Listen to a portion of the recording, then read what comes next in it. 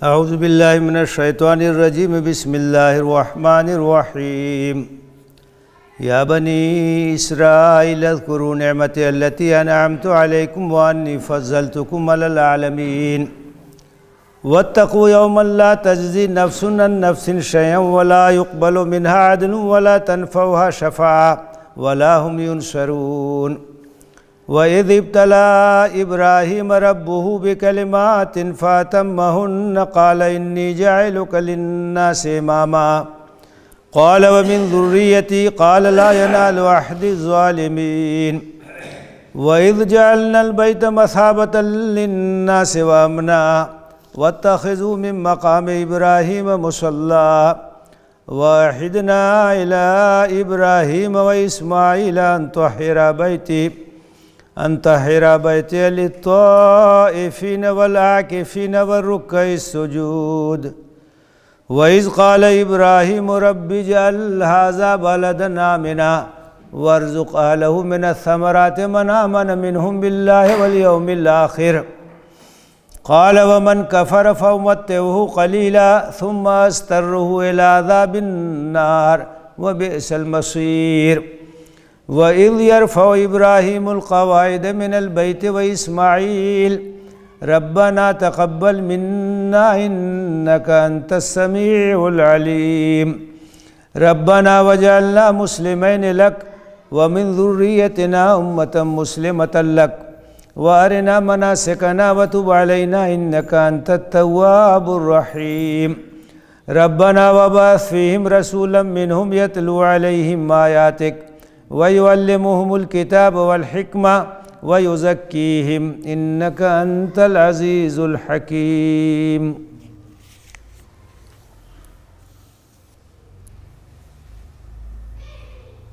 ऐ बनी इसराइल, मेरी नेमत को याद करो जो मैंने तुम पर किया, और ये कि मैंने तुमको सारे आलम पे फजीलत दी।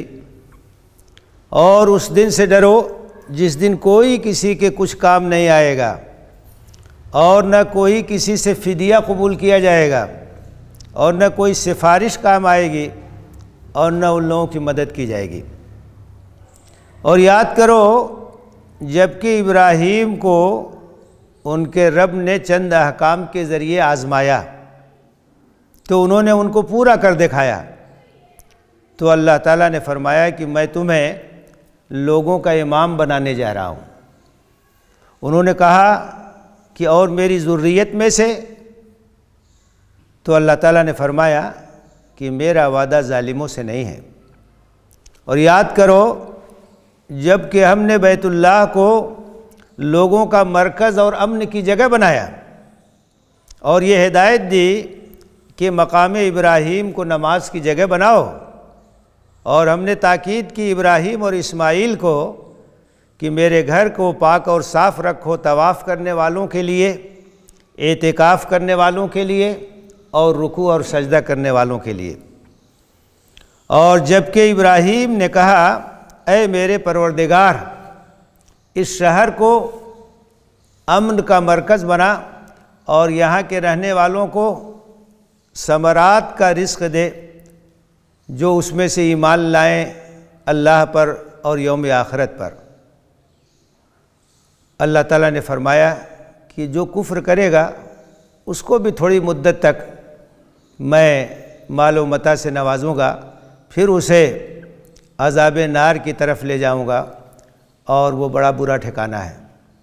और वो वक्त याद करो जबकि इब्राहीम और इस्माईल बैतुल्लाह की बुनियादों को उठा रहे थे और वो ये दुआ कर रहे थे कि ऐ हमारे परवरदिगार, हमारी दुआ को कबूल कर ले, बेशक तू सुनने वाला जानने वाला है। ऐ हमारे परवरदिगार, हमें अपना फरमाबरदार बना और हमारी नस्ल में एक ऐसी उम्मत पैदा कर जो पूरे तौर से अपने आप को तेरे हवाले कर दे और हमें हमारी कुर्बान गाहों को दिखा दे और हमारे ऊपर रहम फरमा, बेशक तू तौबा कबूल करने वाला रहम करने वाला है। ऐ हमारे परवरदिगार, उनमें एक ऐसा रसूल भेज उन्हीं में से जो उनको तेरी आयत पढ़ के सुनाए और उनको किताब व हिकमत की तालीम दे और उनका तज़किया करे, बेशक तू ज़बरदस्त और हिकमत वाला है। सिलसिला जो ऊपर से चला रहा था उसमें यहूद के जराइम का तज़किरा था कि किस तरह से अल्लाह ताला ने मुख्तलिफ़ नेमतों से नवाजा और उनसे मुख्तलिफ़ तरह का अहद लिया, लेकिन वो बराबर अहद शिकनी करते रहे, अल्लाह से किए हुए अहद को तोड़ते रहे, नाशुक्री करते रहे। तो तफसील के साथ उनके जराइम का तज़किरा इससे पहले किया गया है। अब आगे की आयत में जो हकीकत वाज़े की जा रही है वो हकीकत ये है कि चाहे यहूद हों, चाहे नसारा हों, चाहे मुशरिकीन अरब हों, ये सब अपने आप को हज़रत इब्राहीम की तरफ मंसूब करते थे और ये कहते थे कि हम मिल्लत इब्राहीमी के पैरों हैं, उन्हीं के रास्ते पे चल रहे हैं, उन्हीं की नस्ल से हैं। हज़रत इब्राहीम अलैहिस्सलाम के दो बेटे, एक हज़रत इस्माइल और एक हज़रत इसहाक़। हज़रत इसहाक़ का लक़ब था इसराइल। तो हज़रत इसहाक़ की जो औलाद है, जो नस्ल है, उनको बनु इसराइल कहते हैं और हज़रत इस्माइल से जो नस्ल है उसको बनु इस्माइल कहा जाता है। तो ये अरब का जो इलाका था, यहाँ बनु इस्माइल थे। वो जो इलाका था शाम और फ़लस्तीन वगैरह का, उधर जो है वो बनी इसराइल रहे हैं।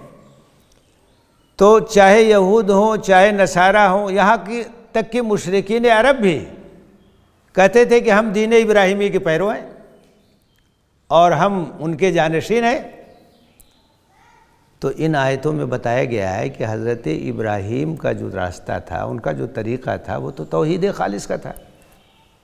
वो तो अल्लाह के मुवाहिद बंदे थे, उनका शिर्क से तो कोई ताल्लुक़ नहीं था। तो अपने आप को तुम मंसूब करते हो उनकी तरफ, और तुम्हारा हाल ये, यहूदियों का हाल क्या है, नसारा का हाल क्या है, मुशरिकीन का हाल क्या है। तो यहाँ तारीख़ के उन सफ़हात को सामने लाया जा रहा है कि हज़रत इब्राहीम क्या थे, हज़रत इस्माइल क्या थे, उनकी दावत क्या थी। उन्होंने जब अल्लाह के इस घर की तामीर नौ की, तो इस घर की तामीर क्यों किया उन्होंने, अपनी ज़ुर्रियत के एक हिस्से को यहाँ ला के बसाया, तो उसकी वजह क्या थी। तो वो तमाम चीज़ें उजागर की जा रही। और ये भी बताया जा रहा है कि हज़रत इब्राहीम अलैहिस्सलाम ने दुआ की थी। हज़रत इब्राहीम और हज़रत इस्माइल जब खाने काबा की तामीर कर रहे थे, तो उन्होंने ये दुआ की थी कि हमारी ज़ुर्रियत में एक उम्मत मुस्लिमा बर्पा कर। तो अब जाहिर है कि दुआ करने वाले उस वक्त कौन कौन थे, हज़रत इब्राहीम और हज़रत इस्माइल। तो अब ये उम्मत मुस्लिमा किस में से होगी, बनु इस्माइल में से होगी। वही दुआ उस वक्त कर रहे हैं। और ये दुआ भी उन लोगों ने किया था कि इनके दरमियान इन्हीं में से एक रसूल मबूस कर, जो तेरी आयतें इनको पढ़ के सुनाए, इनकी तरबियत करे, इनका तज़किया करे। तो ये नबी किस में से होगा, बनु इस्माइल में से होगा। तो ख़ास तौर से यहूदियों से कहा जा रहा है कि तुम अगर मिल्लत इब्राहीमी के पैरो हो, तो हज़रत इब्राहीम ने तो दुआ की थी इस आखिरी नबी के लिए, तो इस आखिरी नबी पर ईमान क्यों नहीं ला रहे हो, इनके ऊपर जो किताब आई है उस पर ईमान क्यों नहीं ला रहे हो। अगर वाकई तुम हज़रत इब्राहीम के पैरो हो, तो तुमको तो सबसे बढ़ कर के ईमान लाना चाहिए, कुरान पर ईमान लाना चाहिए, मोहम्मद सल्लल्लाहु अलैहि वसल्लम पर ईमान लाना चाहिए। तो ये तारीख़ के सफ़हात यहाँ वाज़े किए जा रहे हैं इनके ऊपर हुज्जत तमाम करने के लिए, और ये बताने के लिए कि मिल्लत इब्राहीमी क्या चीज़ है, हज़रत इब्राहीम का तरीक़ा क्या था। यही दीन है जो तमाम अम्बिया लेकर के आए, सबका दीन एक है, सब इस्लाम ही को लेकर के आए। इन्नद्दीन इंदल्लाहि अल-इस्लाम, अल्लाह के नज़दीक जो दीन है पसंदीदा वो सिर्फ़ इस्लाम। जितने अम्बिया आए सब इसी दीन को लेकर के आए। तो यहाँ तारीख़ की इन चीज़ों को वाज़े किया गया। बनी इसराइल, बनी इसराइल से ख़िताब किया गया है। उज़्कुरू नेमती अल्लती अनअमतु अलैकुम, मैंने तुम्हारे ऊपर जो नेमत की उसको याद करो। व अन्नी फ़ज़्ज़लतुकुम अलल आलमीन, मैंने दुनिया पर तुमको फजीलत दी थी। तुम्हारे दरमियान कितने अम्बिया है।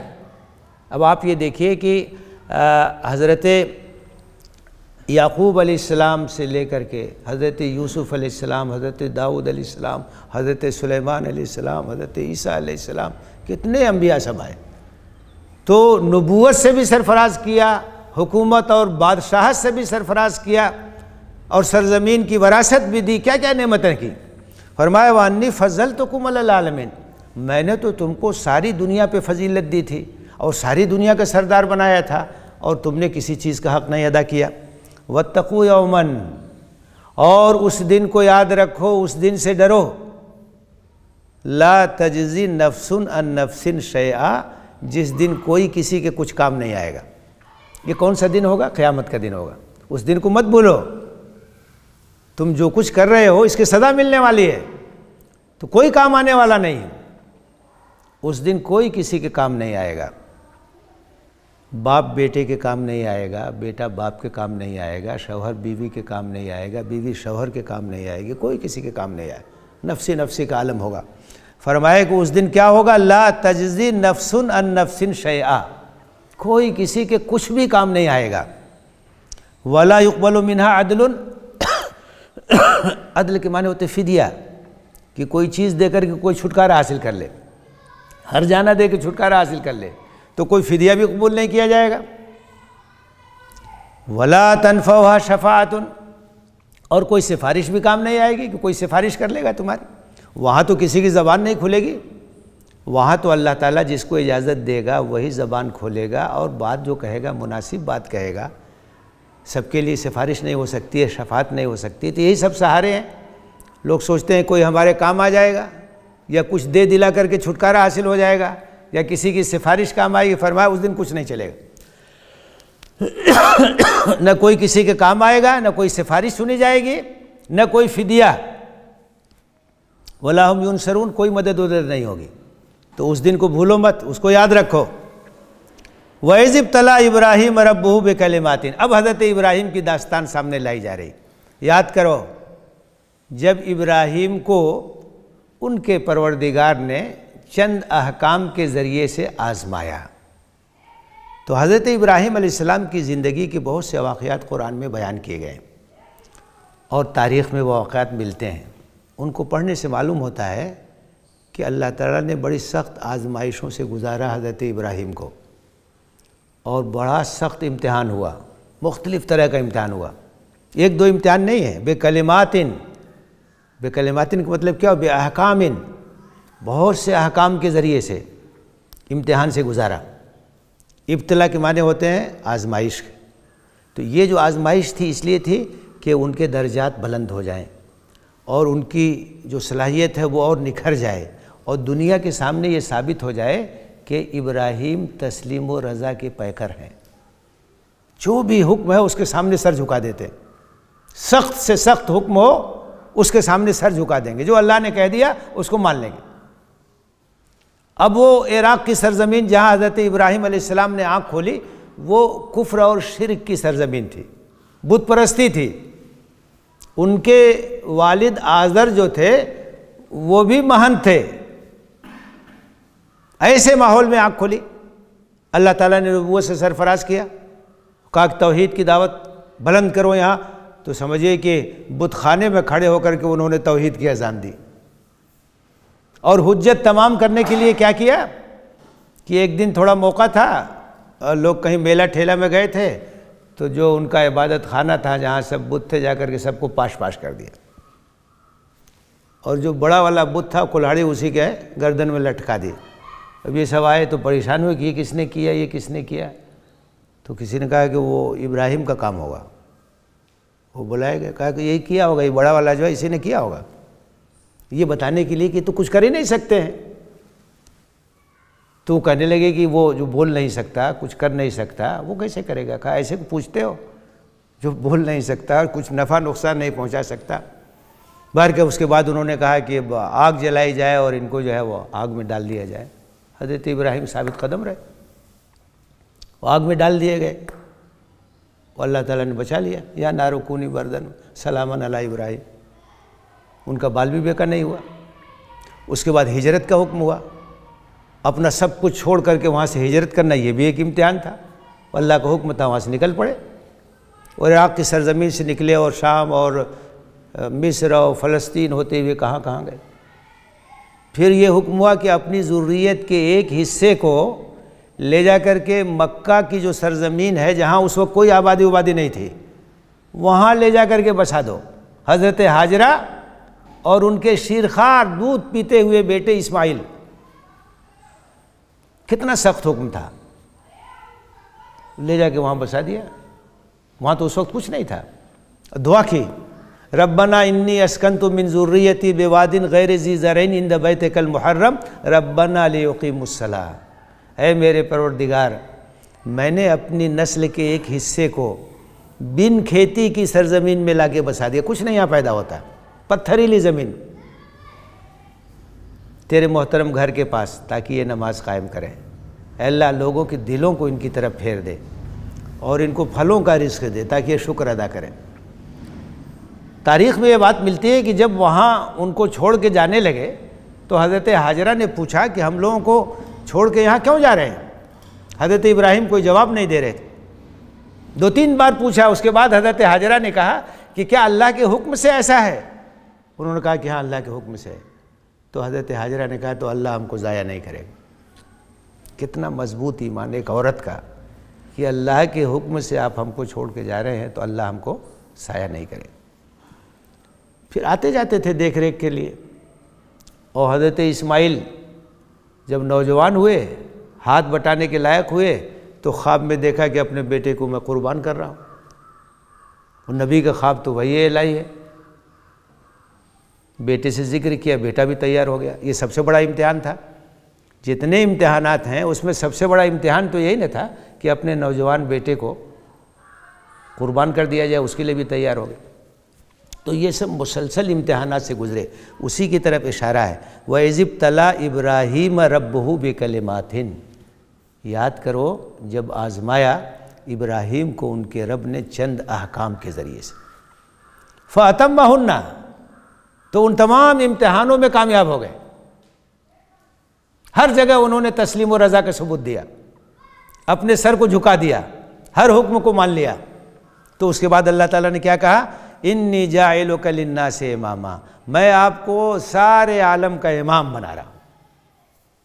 अब आप देखिए जितने भी सिलसिले हैं नबूवत के, सब जाकर के हज़रत इब्राहीम से जुड़ रहे, चाहे बनु इसराइल के अंबिया हों, चाहे बनु इस्माइल के, सारी दुनिया के इमाम। सब लोग अपना पेशवा मानते हैं, अपने आप को उनकी तरफ मंसूब करते हैं। तो इम्तिहानात में वो कामयाब हुए, आजमाइशों में। तो अल्लाह ताला ने कहा इन्नी जाइलुका लिन्नासि इमामा, मैं तुम्हें लोगों का इमाम बना रहा हूँ, पेशवा बना रहा हूँ, मुक्तदा बना रहा हूँ। क़ाल व मिन ज़ुर्रियती, तो हज़रत इब्राहीम ने कहा कि मेरी नस्ल के लिए भी यही वादा है, उनके लिए भी एजाज़ है। तो अल्लाह ताला ने कहा ला यनालु अहदी अज़्ज़ालिमीन, कि मेरा वादा ज़ालिमों से नहीं है। जुल्म का लफ्ज़ ख़ास तौर से मुशरिकीन के लिए इस्तेमाल होता है, क्योंकि कुरान ने कहा इन्ना शिर्क लज़ुल्मुन अज़ीम, शिर्क सबसे बड़ा जुल्म है।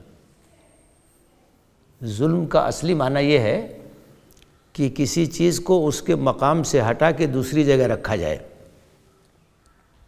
ये पेशानी अल्लाह के सामने झुकनी चाहिए, अगर गैरुल्लाह के सामने झुकती है तो सबसे बड़ा जुल्म है ये। दुआ अल्लाह से मांगनी चाहिए, किसी और से मांगते हैं तो सबसे बड़ा जुल्म है ये। तो अल्लाह ताला ने कहा कि मुशरिकीन के लिए कोई एजाज़ नहीं, मुवाहिदीन के लिए एजाज़ है। जो तुम्हारे रास्ते पे चलेंगे, तौहीद के रास्ते पे कायम रहेंगे, तो उनके लिए मेरा वादा है, उनको भी इज़्ज़त और सरबुलंदी और एजाज़ और इकराम सबसे नवाजा जाएगा। लेकिन जो इससे हट जाएंगे इस रास्ते से और शिर्क के रास्ते पे गामज़न हो जाएंगे, तो उनसे जो है मेरा कोई वादा नहीं। वइज़ जअलनल बैत मसाबतन लिन्नासि व अमना, याद करो जबकि हमने इस घर को, बैतुल्लाह को, खाने काबा को मरकज़ बनाया। मसाबा के माने होते हैं मरकज़, साबा यसबुक माने लौटना, मसाबतुन के माने लौटने की जगह, जहाँ आदमी लौट करके आए, जो मरकज़ है, जो महवर है, तमाम लोगों की तवज्जो का मरकज़। तो याद करो जबकि हमने बैतुल्लाह को लोगों का मरकज़ बनाया और अमन की जगह बनाया। पूरे जज़ीरतुल अरब में बदअमनी थी, लेकिन खाने काबा और हुदूद हरम के अंदर अमन था, वहाँ कोई किसी के ऊपर हाथ नहीं उठाता था। अरे इंसान तो दूर की बात है, वहाँ परिंदों पे भी हमला नहीं होता था, जानवर भी महफूज रहते थे, आज भी है। तो अल्लाह ताला ने उसे मरकज़ बनाया, हर जगह से लोग आते हैं वहाँ, और पुरअमन बनाया, अमन का मरकज़ है वो, अमन की जगह है।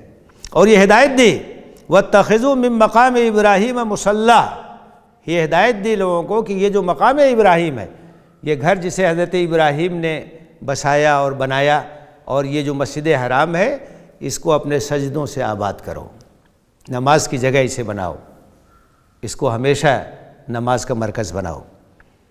वअहिदना इला इब्राहीम व इस्माईल, और वसीयत की हमने इब्राहीम और इस्माईल को, अंतहरा बैतिया, कि मेरे इस घर को पाक और साफ़ रखना। किन लोगों के लिए? ताइफीन, आकिफीन और रुक्का अस्सुजूद के लिए। ताइफीन के माने तवाफ़ करने वाले।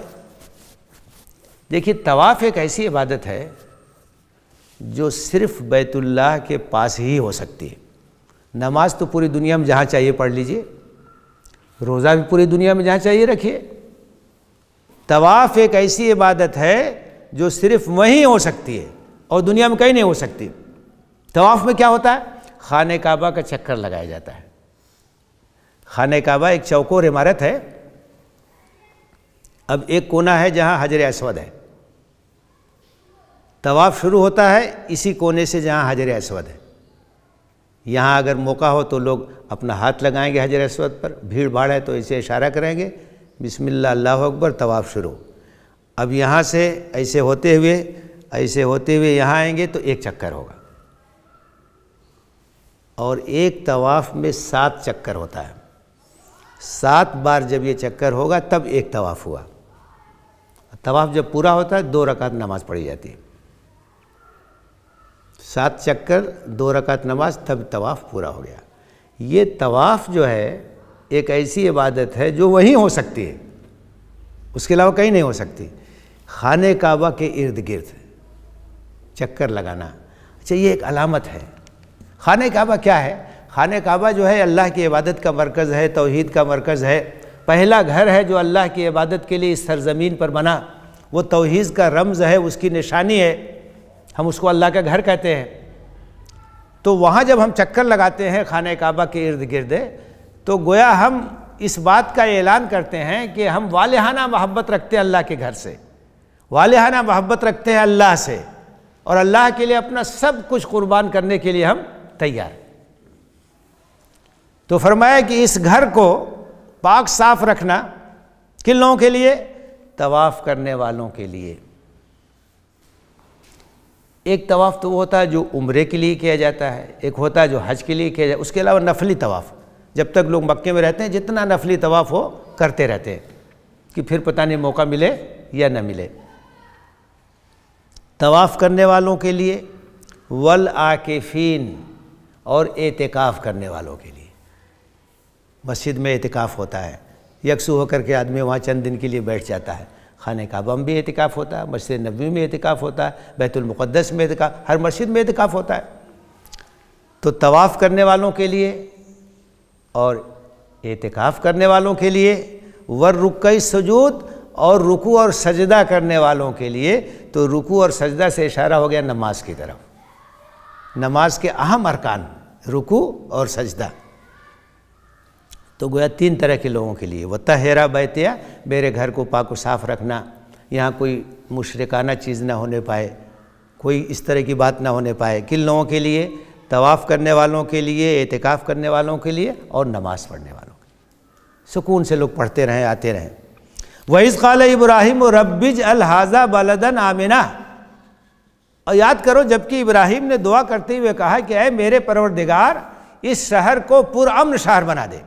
इसलिए कि हर जगह से लोग यहाँ आएंगे इबादत के लिए, हज के लिए, तो अगर यहाँ अमन नहीं होगा, बदअमनी होगी, तो कैसे कोई आएगा? तो हज़रत इब्राहीम ने दुआ की थी कि शहर को, मक्का को, इस इलाके को अमन का शहर बना दे। वर्ज़ुक़ अहलहु मिन अथ-थमरात, और यहाँ रहने वाले लोगों को समरात का रिज़्क़ दे। समरात के अंदर मेवा, फल, ये सब आते हैं, और इसके अलावा जो है इसमें गल्ला और अनाज वगैरह सब चीज़ें आती हैं। वहाँ कोई चीज़ पैदा नहीं होती, लेकिन अल्लाह ताला ने ऐसा सिस्टम वहाँ का बनाया कि तमाम चीज़ वहाँ पहुँचती है, दुनिया की हर चीज़ वहाँ मिलती है। तो एक तो अमन की जगह रहे और रिज़्क़ की कुशादगी रहे ताकि आने जाने वालों को कोई परेशानी ना हो। अच्छा, ऊपर जो दुआ की थी और पूछा था हज़रत इब्राहीम ने कि मेरी ज़ुर्रियत का क्या होगा, तो अल्लाह ताला ने कहा था कि जो ईमान वाले हैं उनके लिए मेरा वादा है। तो अब यहाँ जब रिज़्क़ की बात आने लगी तो यहाँ भी हज़रत इब्राहीम ने क़ैद लगा दी और ये कहा कि मन आमन मिनहुम बिल्लाहि वल यौमिल आखिर, कि यहाँ रहने वालों के लिए रिज़्क़ की आसानी फराहम कर जो ईमान रखते हों अल्लाह पर और आखिरत पर। तो अल्लाह ताला ने कहा कि नहीं, देखो ऐसा है कि जो नबूवत और इमामत की बात है वो ईमान अमल साले के साथ है, लेकिन जहाँ तक दुनिया की रोज़ी है ये तो मैं सबको देता हूँ, मोमिन को भी देता हूँ और काफिर को भी देता हूँ, क्योंकि आजमाइश की जगह है। तो अगर किसी की रोज़ी बहुत कुशादा हो तो इसका मतलब भी नहीं कि अल्लाह उससे बहुत खुश है। ये दुनियावी चीज़ें सबको मिलती है। अल्लाह की खुशी की अलामत यह है कि सजदे की तौफीक मिल जाए। अल्लाह की खुशी की अलामत यह है कि अल्लाह के सामने हाथ फैलाने की तौफीक मिल जाए। इसका मतलब कि वो अल्लाह का पसंदीदा बंदा है। और अगर किसी के पास बड़ी दौलत है, बड़ी फरावानी है, तो ये मतलब नहीं है कि अल्लाह उससे बहुत खुश है। अल्लाह तो सबको देता है, सबके पास दौलत है। तो यहाँ जब हज़रत इब्राहीम ने ये क़ैद लगाई तो अल्लाह ताला ने कहा क़ाल व मन कफ़र, नहीं, जो कुफ्र करेगा फ़उमत्तिउहु क़लीलन, तो उसको भी मालो मता से मैं नवाजूँगा मुख्तसर मुद्दत जब तक दुनिया है, जब तक उसकी ज़िंदगी है। सुम्मा अस्तर्रहु इला अज़ाबिन नार, फिर उसको घसीट के जहन्नम की तरफ ले जाऊँ। दुनिया में तो मैं सबको देता हूँ, लेकिन हिसाब किताब कब होगा? मरने के बाद होगा। वह बेसल मसीर, और जहन्नम बड़ा बुरा ठिकाना। वइज़ यरफ़उ इब्राहीमुल क़वाइद मिनल बैत व इस्माईल, क़वाइद जमा कायदा की, कायदा के माने होते बुनियाद, असास, फाउंडेशन। याद करो, जबकि इब्राहीम और इस्माईल बैतुल्लाह की बुनियादों को उठा रहे थे। इससे एक बात की तरफ इशारा है कि इसका मतलब ये कि वो घर बहुत पुराना था और उसकी इमारत जो है वो मुनहदिम हो गई थी। हज़रत इब्राहीम और हज़रत इस्माईल ने ये किया है कि उसी पुरानी बुनियाद पर तामीर नौ की है, क्योंकि खाने काबा की तामीर तो बहुत पुरानी है। और कुरान में कहा है इन्ना अव्वल बैतिन वुज़िअ लिन्नासि लल्लज़ी बिबक्कता मुबारकम हुदल लिल आलमीन, पहला घर अल्लाह की इबादत के लिए जो बना वो खाने काबा। तो वो तो हज़रत आदम अलैहिस्सलाम के ज़माने से, लेकिन उस वक्त तक उसके आसार जो है मिट गए थे, इमारत जो है वो गिर गई थी। तो उसकी जो बुनियादें थी, तो हज़रत इब्राहीम और हज़रत इस्माईल को अल्लाह ताला ने हिदायत की, रहनुमाई की कि इन पुरानी बुनियादों पर इसको उठाओ। चुनांचे उन्होंने वो उठाया। वइज़ यरफ़उ इब्राहीमुल क़वाइद मिनल बैत व इस्माईल, याद करो जबकि हज़रत इब्राहीम और हज़रत इस्माईल बैतुल्लाह की बुनियादों को उठा रहे थे तो उस वक्त वो दुआ कर रहे थे। देखिए क्या दुआ कर रहे थे। उनकी दुआ ये थी, रब्बना तक़ब्बल मिन्ना, अल्लाह तू हमसे कबूल फरमा ले। क्या कबूल फरमा ले? जो भी खिदमत हम कर रहे हैं, खाने काबा की तामीर, तौहीद के मरकज़ की तामीर, ये भी एक खिदमत है, इसको भी कबूल फरमा ले। जो दुआ हम कर रहे हैं उसको कबूल फरमा ले। अल्लाह तू कबूल फरमा ले, इन्नका अंतस समीउल अलीम, बेशक तू सुनने वाला है, जानने वाला है। रब्बना वजअलना मुस्लिमैन लक, दुआ के अल्फाज देखिए, कह रहे हैं कि ऐ अल्लाह हमें अपना फरमा बरदार बना। ये कौन कह रहा? हज़रत इब्राहीम और हज़रत इस्माईल, जो फरमा बरदारी की आखिरी हद पर थे। तस्लीम व रज़ा का जो आखिरी मकाम है वहाँ फाइज थे। इम्तिहानात का जिक्र इससे पहले आ चुका है, इससे आगे की बात है ये। इसका मतलब क्या हुआ कि जो बंदगी की मंजिलें हैं कभी मुतमईन नहीं होना चाहिए, हमेशा मज़ीद की तौफीक मांगनी चाहिए। कभी घमंड नहीं होना चाहिए कि मैं तो बड़ा इबादत गुजार हूँ, अब मुझे किसी इबादत की ज़रूरत नहीं। वरना हज़रत इब्राहीम और हज़रत इस्माईल दुआ कर रहे हैं, जो फर्माबरदारी का पैकर थे, तस्लीम व रज़ा की मिसाल थे, वो दुआ कर रहे हैं रब्बना वजअलना मुस्लिमैन लक, अल्लाह हमें अपना फर्मा बरदार बना। अच्छा, इसमें एक माना और भी है कि जिस तरह से अब तक फर्मा बरदारी की तौफीक दी है उसी तरह से आइंदा भी तौफीक ये जारी रहे, बका की दुआ, कि ये कैफियत बाकी रहे, ख़त्म ना होने पाए और मज़ीद इसमें तरक्की हो। और क्या दुआ की उन्होंने, वमिन ज़ुर्रियतना उम्मतम मुस्लिमतन लक, और हमारी नस्ल में एक ऐसी उम्मत बर्पा कर जो अपने आप को तेरे हवाले कर दे। उम्मत मुस्लिमा का मतलब ऐसी उम्मत, ऐसी जमात जो पूरे तौर से अपने आप को अल्लाह के हवाले कर दे। इस्लाम का मतलब हवाले कर देना। मुसलमान वो है जो अपने आप को अल्लाह के हवाले कर दे, जो अल्लाह का हुक्म है वो मुझे मंजूर है, मेरा पूरा वजूद अल्लाह के लिए, अल्लाह की रज़ा के लिए। तो उन्होंने दुआ की थी उम्मत मुस्लिमा के लिए, हज़ारों साल पहले की बात है, जब वो लोग खाने काबा की बुनियाद को ऊपर उठा रहे थे, उस वक्त उन्होंने दुआ की थी कि हमारी ज़ुर्रियत में, यानी हज़रत इस्माइल के औलाद में, इसलिए कि उस दुआ में हज़रत इस्माइल ही शरीक थे, वहाँ हज़रत इसहाक़ नहीं थे, हज़रत इब्राहीम, हज़रत इस्माइल। तो उस वक्त उन्होंने दुआ की कि हमारी नस्ल में एक ऐसी उम्मत बर्पा कर जो उम्मत मुस्लिमा हो, यानी जिसकी पहचान ये हो कि वो फर्माबरदारी, अल्लाह के सामने अपने आप को झुका देने वाली, सर तस्लीम को खम कर देने वाली, किसी हुक्म की खिलाफ वर्जी न करने वाली ऐसी उम्मत हो। ये उम्मत मुस्लिमा की पहचान, फर्माबरदार, अल्लाह के अहकाम को मानने वाली। व अरेना मनासिकना, मनासिक मनसक की जमा है, नुसुक के माने कुर्बानी, मनसक कुर्बानी की जगह, कुर्बानी का तरीक़ा। तो इसमें जो कुर्बानी हम करते हैं इबादत के तौर पर, वो भी मुराद है कि कुर्बानी हमें कैसे करनी है, कुर्बानी कहाँ करनी है, और उसके अलावा ये भी कि हमारा जो कुछ है ये सब तेरे रास्ते में कुर्बान करने के लिए है, तू बता दे कहाँ कहाँ कुर्बान करना है, हम तैयार हैं। अपनी ख्वाहिशात, अपने जज्बात, अपनी सलाहियतें, अपना माल, जो कुछ है सब कुर्बान करने के लिए तैयार। जहाँ तेरा इशारा होगा, जहाँ तेरा हुक्म होगा, हम कुर्बान कर देंगे। कुर्बान गाहें हमें दिखा दे, मकामात कुर्बानी हमें बता दे, हम सब कुछ कुर्बान करने के लिए तैयार हैं। व अरेना मनासिकना व तुब अलैना, और ऐ अल्लाह तू अपनी रहमत के साथ हमारी जानिब मुतवज्जे हो, हमारी तौबा को कबूल कर ले, अपने करम के साथ और अपनी इनायतों के साथ हमारी जानिब मुतवज्जे हो। इन्नका अंतत तव्वाबुर रहीम, बेशक तो तौबा कबूल करने वाला, रहम फरमाने वाला। अब देखिएगा दुआओं में क्या क्या चीज़ें आ रही हैं। अब एक और दुआ कर रहे हैं, रब्बना वबास फ़ीहिम रसूलम मिनहुम, ए अल्लाह, ए हमारे परवरदिगार, इनमें, इन्हीं में से एक रसूल भेजना।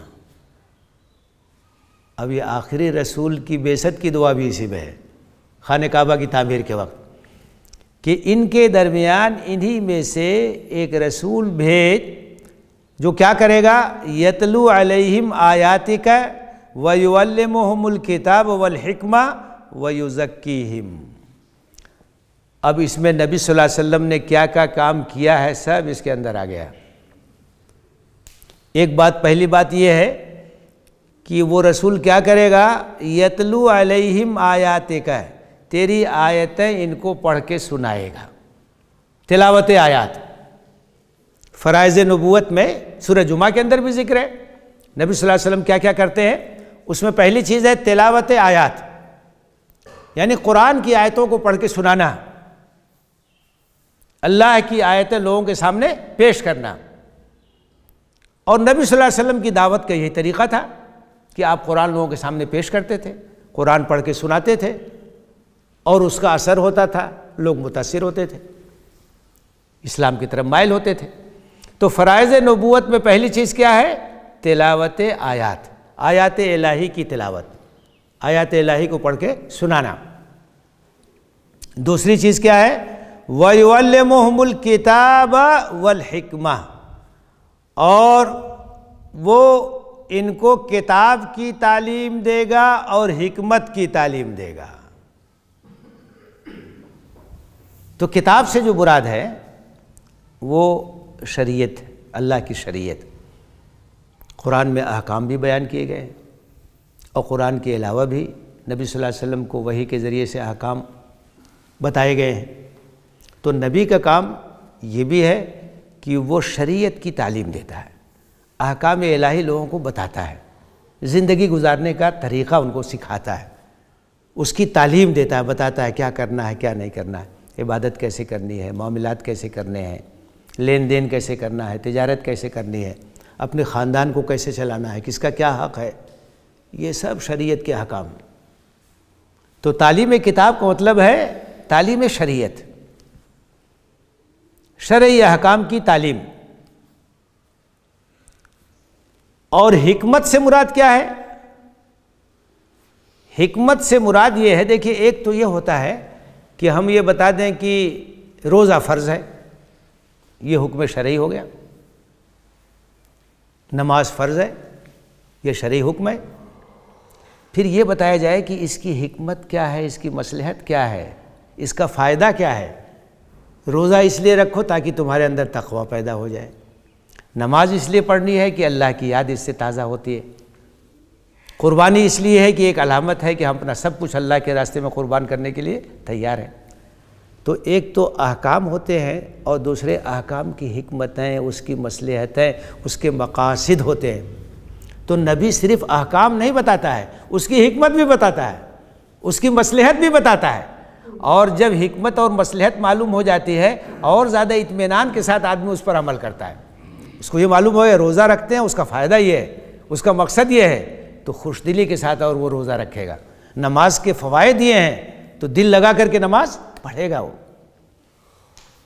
तो नबी का काम ये है कि वो अहकाम शरीयत भी बताता है और उन अहकाम के अंदर क्या हिकमतें हैं, क्या मसलहतें हैं, उसके असरात हमारी ज़िंदगी पर क्या पड़ेंगे, उसके समरात क्या निकलेंगे, वो भी बताता है।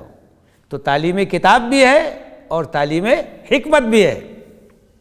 तीन चीज़ें हो गई, तिलावत आयात, कुरान पढ़ के सुनाता है, वो कुरान के ज़रिए दावत देता है।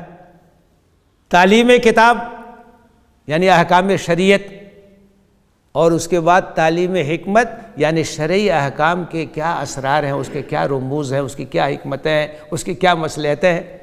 आसानी के लिए हमारे मुफस्सिरीन कह देते हैं तालीम किताब से मुराद कुरान की तालीम है, तालीम हिकमत से मुराद हदीस। ज़ाहिर एक हदीस में हिकमतें बयान की गई, हदीस के अंदर तमाम मसलहतें वाज़े की गई हैं। तो इन सब चीज़ों की तालीम, तिलावत आयात, तालीम किताब, तालीम हिकमत। अब इन चीज़ों का नतीजा क्या निकलेगा?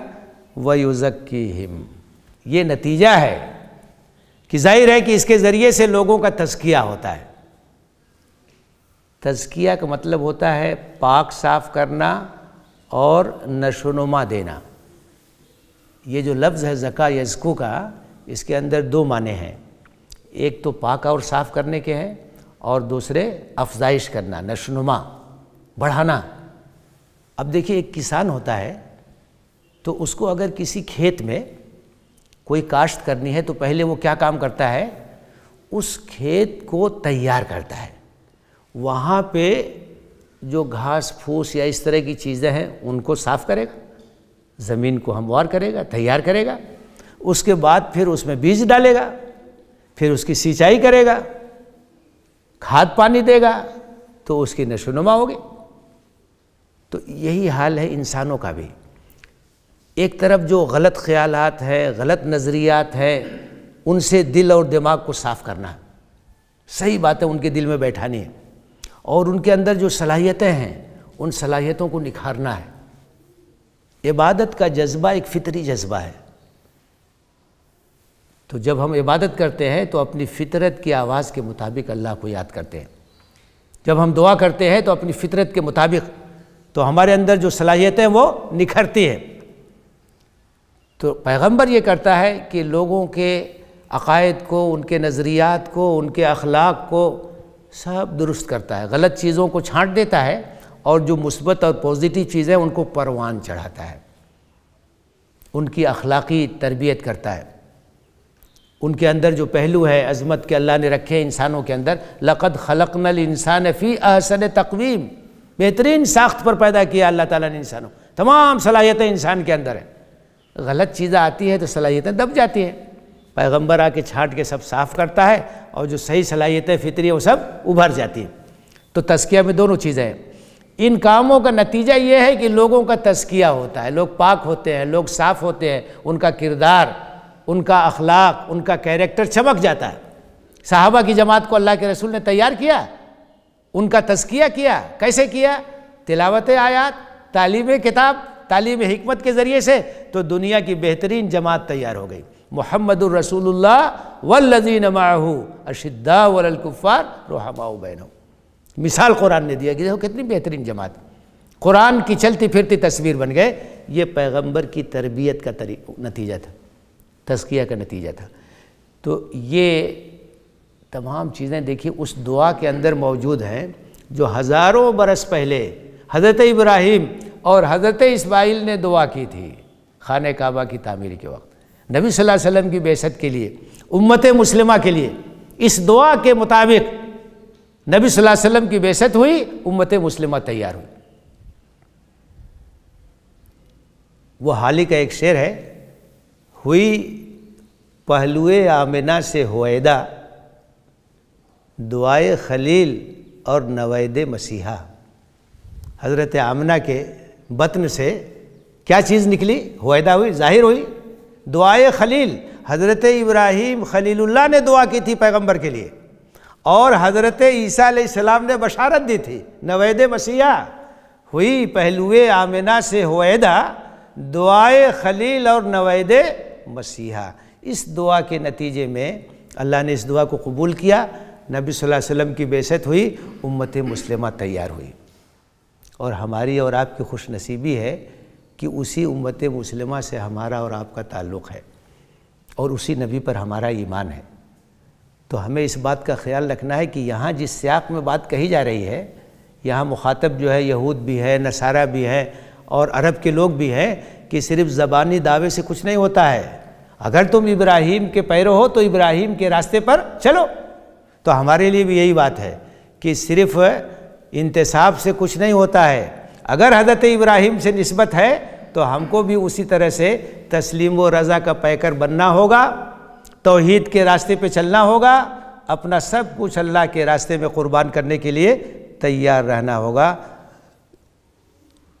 इन्नका अंतल अज़ीज़ुल हकीम, बेशक ए अल्लाह तू अज़ीज़ है, तू हकीम है। अज़ीज़ के माने ज़बरदस्त, ताकत वाला, जिसके सामने कोई नहीं, कोई टिक नहीं सकता, और हकीम के माने हिकमत वाला। तो दोनों सिफतों को एक साथ जिक्र किया है। इसका मतलब क्या है कि अल्लाह ताला बहुत ज़बरदस्त है, उसकी ताकत के आगे किसी की ताकत नहीं है, लेकिन अपनी ताकत का इस्तेमाल जो करता है वो तो अपनी हिकमत के साथ करता है। ऐसा नहीं है कि किसी अनाड़ी के हाथ में जो है वो हथियार आ जाए, अलल्ले तलल्ले उसको इस्तेमाल करने लगे। वो अज़ीज़ भी है, वो हकीम भी है, मौका भी देता है संभलने का। तो ये हज़रत इब्राहीम अलैहिस्सलातु वस्सलाम की तारीख़ है, ये उनकी दावत है, ये उनका पैगाम है, जिसको एक आईने के तौर पर सामने रखा गया है कि अपनी तस्वीर इसमें देखो। ऐ लोगो जो इब्राहीम की तरफ अपने आप को मंसूब करते हो, अपना चेहरा देख लो सीरत इब्राहीमी की रोशनी में, और सीरत इब्राहीमी की रोशनी में अपना एहतिसाब करो, अपना जायज़ा लो। अल्लाह ताला इसकी तौफ़ीक़ दे। आमीन। व आखिर दावाना अनिल हम्दुलिल्लाहि रब्बिल आलमीन।